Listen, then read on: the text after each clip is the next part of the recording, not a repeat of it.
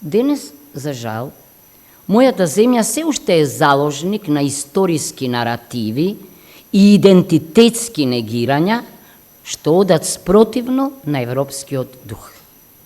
Околу нас како да се подига нова железна завеса од протоколи и услови, какви што не се барале од ниту една друга земја кандидат за членство и кои што се спротивни на фундаменталните принципи и конститутивните документи на Европската Унија.